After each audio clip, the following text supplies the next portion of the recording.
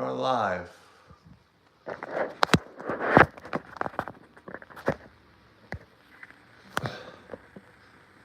And I screwed up already. All right. I'll just let you go sideways? Yeah. It's fine.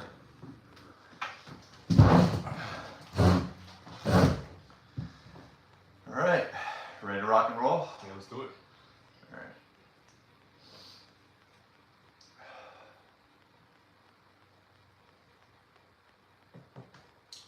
Hi, everybody, and welcome to another episode of My Kommunity.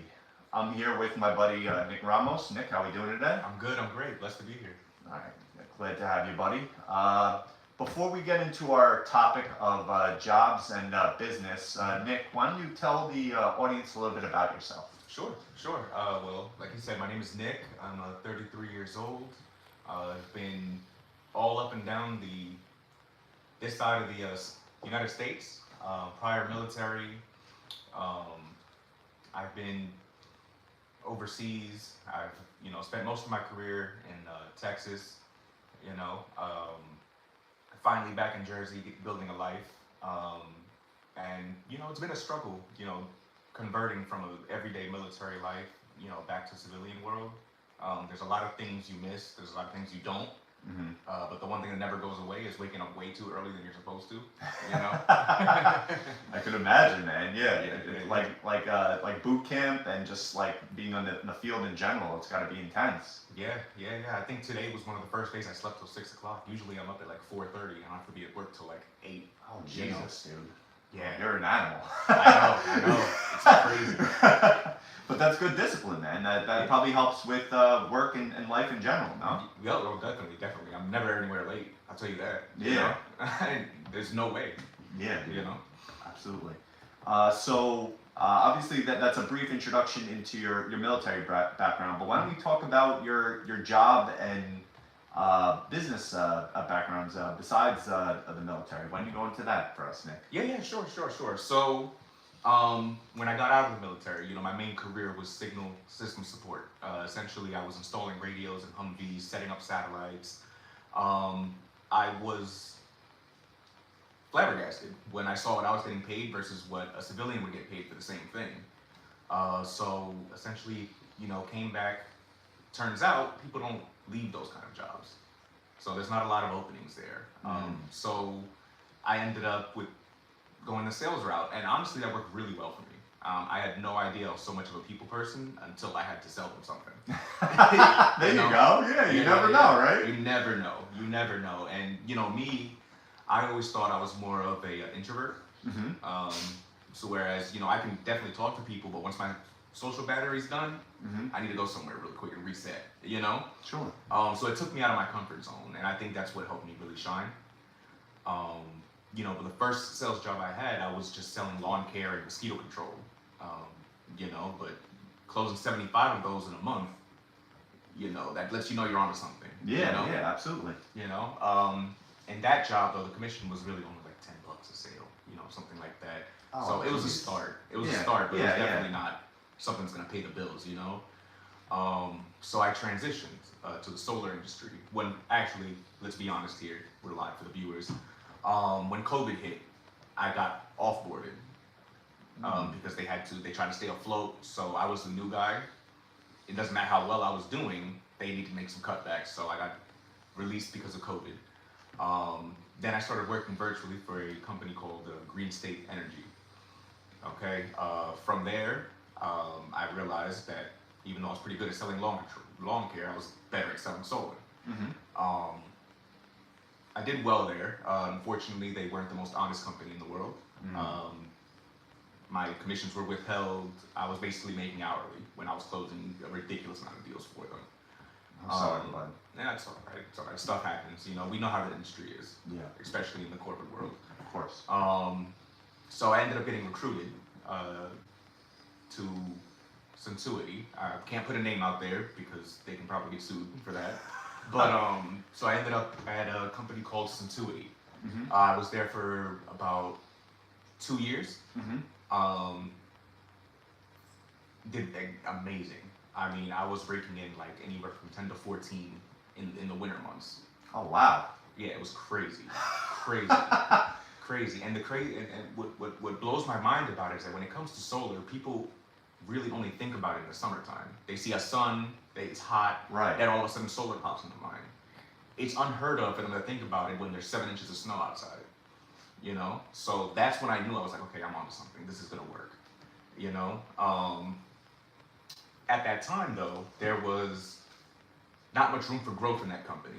So I moved on for a short period of time. I started working for a company called Altice, which is essentially Optimum. So what my job entailed was going to the people's house that canceled with them because they suck, and and then stealing them back from Verizon or from whoever it may be. Sure. I did really well again. Oh, okay. Yeah, my first week out on the field, I closed like 12 deals for them at people's doors that were not expecting me to come. Huh. You know? But the thing about that job is it's a lot of driving. There wasn't a lot of help in that regards. So I was like, okay, let me try something else. Ended up being, now this is gonna take a whole left field. No. Left field ahoy. All right, so I left sales in general because everything was kind of, it just wasn't consistent or not working out the way you wanted to. Right. Sure. Like, yes, I was making money, but you know, driving from Old Bridge all the way to Trenton, just to go walk around the neighborhood complex and try to sell, it was very chaotic. Sure. There wasn't a lot of structure there. I can specifically remember more than 3 times where I had a certain amount of sales and they tried to like lowball a little bit. So I was like, okay, I'm done with sales. Like that was the second time that I felt like I was done wrong. Sure. So I started working for a company called Clean Earth in Piscataway, where it was like hazardous waste material, stuff like that. Real left field. Then I got my first check and I was like, oh, this isn't it. This isn't it. This isn't it. No, you go from making 10 to 14K in the middle of October, you know, to a $1,500 check. Oh yeah, no, yeah. I was like, no. Quality of life is decreasing, and it's just it's not the way. No. So somebody from Centuity reached back out to me while I was literally unloading a bunch of hazardous waste from Home Depot. I got a call and they were like, hey, come back, we want to give you this promotion. But I was like, oh, okay, now you guys have promotions. Now there's, you know? So I was like, you know what? Yeah, sure, I'll come back. So I came back, they gave me a team lead position, which was cool. You know, I appreciated feeling like my work was being recognized. Of course. Yes. So I still had to sell. You know, they weren't gonna let me not sell. But I was also in charge of everybody else too. So if I sold well, cool. If they didn't, what did I do wrong? Essentially, like, so I was always, they pointed the finger at me first. You know, it worked well. I will say it worked well. The problem was that the company started seeing a massive amount of growth and their head got a little too big. So they wanted it to turn into a Fortune 500 company way too early. So essentially, investors came in, put all this money down, backfired, lost it all. So that was me and 250 other employees that just were thrown on the street. And mind you, this was 2 days before I was supposed to close on the house. So you can imagine, I was all over the place. Yeah. But you know, by the grace of God, everything worked out. I got the house, started a new career with another solar company. This one a little bit farther. I mean, it was a 45-minute drive. It was a little crazy.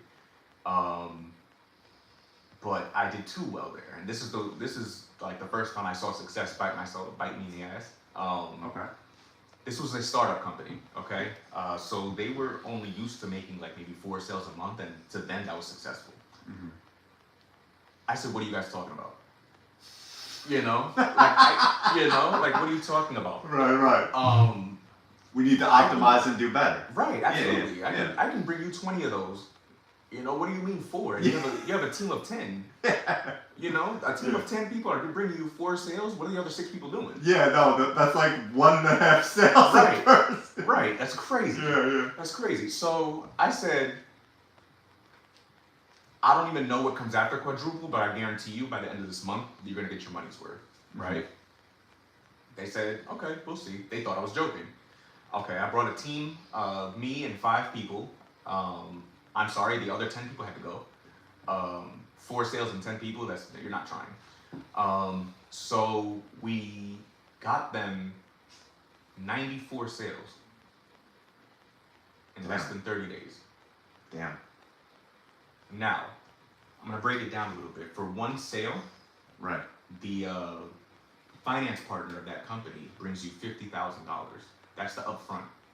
For one sale, you get $50,000 total. They do break it down, like after it's installed, then you get the rest of it. Oh, okay. Right? But, so, I mean, do the math. Yeah, they owed you guys quite a bit. Quite a bit. Yeah. Quite a bit.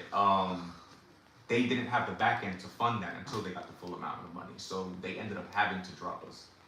Wow. Because they couldn't afford us. That is insane, dude. Yeah. That's wild. When you're worth more than what the company can actually put in. Yes. That's insane, dude. Yes. It was a lot, but it was I kind of see that as a victory at the same time. Like, like I get it. You know what I mean? You guys have to stay afloat. You can't really bring on too much success in one shot. Sure. But in my eyes, it's like if I, learned how to do this and I formed 10 other people to be just as good. Sure. To the point where we're so good that you have to hire somebody that's less qualified to be able to stay afloat. I mean, that's a success in my book, Yeah. I mean, it's, you reach for the pain points when you sell, like, what is the motivation behind it? You tug on that, 9 times out of 10, it goes the right way, and I always taught you gotta be honest, Of course. like, especially in the solar industry, I see a lot of things go left, like, a lady will have a $100 bill, she doesn't need 40 panels on her roof for a $100 bill, but they do that to get the most out of the commission they get back. And that's something I don't really believe in, because now they're paying more than what they were paying before. Right. And now they have 2 bills. Right. So it's taking advantage of the consumer. Yes, it's a very shady industry, and you have to be really careful about who you do business with in it. Fair. Okay. Yeah. No, dude, that's an interesting perspective, and I'm glad that you have that honest and forthcoming mentality, because I feel like in these kind of industries, especially sales in general, man, like people could get taken advantage of. It's one of those things where, do you trust the salesman or do you trust like your intuition? Like who do you trust when you buy those products? And at the end of the day, like salesmen are invested in getting you the product no matter what. But where are they coming from? Like, are they coming from good intentions? Or are they coming from just screwing you over for a quick buck? Or are they maybe doing it for both reasons? Which at the end of the day, they kind of have to, because they do need to make money, because it's a highly commission-based industry. But they should do the right thing by the consumer as well, especially in my opinion, because I've done negotiations and sales as well, if you want those repeat customers. Yep. So it's a double-edged sword, and I understand the juggling of the morality compass with that. Yeah, and I definitely agree. The one thing that people fail to miss is that if you're honest with someone and you do right by them, in the back end, it might not be right away, but in the back end, they will look out for you, because as soon as a friend says, I was thinking about getting solar, guess who's the first person they're going to think of? Exactly. The guy that didn't screw them over, Yeah, no, dude, they're going to go to the one they trust most. Exactly. And so, that's how you build your income without any effort. Yeah. Just be honest. Do right by people, Yeah. So why don't you tell the My Kommunity audience what you're up to now? I know you're studying at Brookdale. Yeah. So I don't want to get into politics a little too much, but I came across some information that the solar industry is going to be going under soon. So as you know, the company Suntuity went under, and I Right. decided to stay afloat with the company, even though I had that feeling. I'm not making that same mistake again. Sure. So once I saw that by 2028, all the incentives, all the selling points, all the good things about solar is going to be going away. We're already feeling it now. I'm already getting a lot of pushback off of that, which is fine. I know how to navigate. Yeah, right. Yeah. But I'm not going to make that same mistake again. I'm going to go back to my roots. I'm going to go back to doing something similar to what I was doing in the military. Network information technology. So I'm working a lot with computers, routers, switches, the whole nine. Sure. And that's my comfort zone, honestly, because it was drilled into my head every day, Yeah. So I was like, okay, yeah, I know how to do it. I'm excelling. And that's new for me because I was very much the class clown as a kid. I feel that, dude, right there with you, man. Yeah, I was very much the class clown. I'm gonna peel the curtains back a little bit. I grew up in Patterson. Oh, okay. Yeah, so it was a little bit rougher. I mean, my childhood home had heroin just one street. Like it was that kind of neighborhood. So there wasn't a lot of people to look up to. So the version of where my mind was at that point in time was the people to look up to weren't the people going to school or weren't the people working a 9 to 5. Mm-hmm. So I didn't think that was the way to go. Okay. You know what I mean? Yeah. It's a little bit twisted, Had it been different, I probably would have been way ahead in life at this time. But everything happens for a reason. Yeah, you're here where you're supposed to be Absolutely. now, dude, and it's made you who you are, and that's a blessing in its own right. Absolutely. Yeah.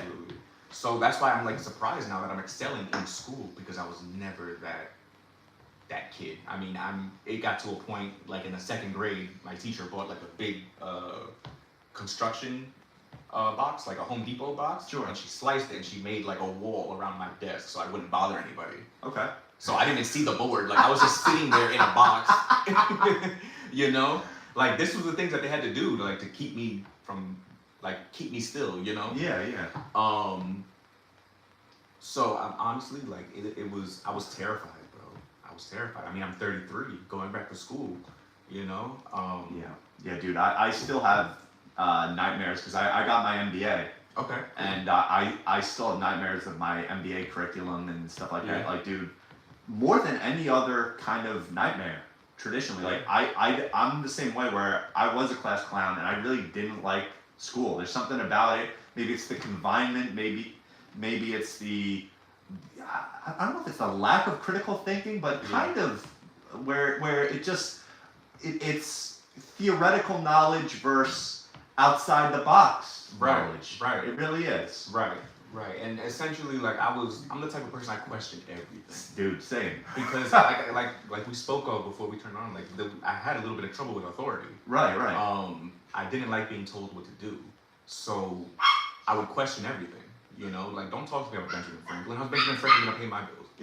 Right. How's Right. Abraham Lincoln gonna make sure my rent's paid? That's how I was thinking when I was younger. I was like, this is pointless. If I knew what I knew now, like if I just shut up and just did it, I would probably been really, further along where I wanted to be. You'll get to where you need to be, dude. Oh, absolutely. Yeah, Absolutely. it's. I feel like when it comes to the growing pains, especially from a career standpoint, these experiences and obviously the bouncing around, the different experiences that you had make you a more well-rounded individual, and they give you perspective that someone that has been working the same job for 10, 15 years may not have. So absolutely. I applaud you for it, Nick. I truly do. Absolutely. Thank you, by the way. And just to follow up with that, a lot of on the mindset that I just had, because I even catch myself doing it sometimes, and I just did. People forget, like, this isn't a competition. No, it's not. You're not in a race with anyone, with anybody. It's really just you versus you. It's just you versus the person you were yesterday. That's it, man. If you feel like you're in competition with somebody, that's a you problem. Yeah. That's not anything else but a you problem. Yeah, it's true, dude. And I was stuck in that rut for a little bit because when I was there was a time where I felt stagnant. Mm-hmm. You know what I mean? And I'm like, oh, my friends are passing me up. Blah, blah, blah. But when in reality, I graduated high school before my friends. Mm-hmm. You know, I started college before my friends. Mm-hmm. You know, there was a lot of firsts that came before, but when you're in that mind, like all you're thinking of is, oh, they have this, I don't. They Right. have, you know, and that's It it's spirals. toxic. It's spiral. It's toxic. It's toxic. You start beating yourself up. It's not. It's not good for your mental health or your just sanity in general. No. And what's crazy is that I realized this later on. I want to say my early 20s. Mm-hmm. When I thought I wasn't doing as well in life, right? And I saw somebody else that I saw had a nice car, you know, had a job. I was like, okay, this is who I need to be around, you know. Then I get there, and they're in Section 8. So I was like, okay, so it's not everything you see on Instagram, you know what I mean? No. It's not everything you see. It's not all sunshine and rainbows once you peel the curtains back, you know? Of course.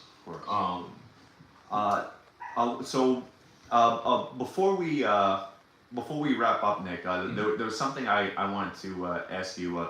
For the people at home, what job advice do you have for them, and what kind of worldly advice? Again, it doesn't have to be job or business related, or could be, I guess, a mixture of the two. Do you have for the audience watching back at home?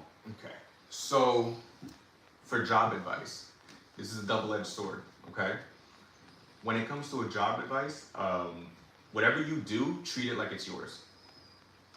If you are an accountant for a company, treat it like you're accounting for the company that you own, and you'll never go wrong. Treat it like it's yours, and your work will show that. Okay? Now, on the other end, if you die tomorrow, they will replace you. So if there's a better opportunity, take it. Take your time to think about it, but always look to step up next. Absolutely. Okay. All right. Thank you so much, Nick. I appreciate you being on My Kommunity. For our next guest, I was going to tell you, we're going to have Babe Ruth. Whoa, nice. Yeah. That's awesome. Yeah, but thanks for stopping by, and stay classy, San Diego. Turn this off.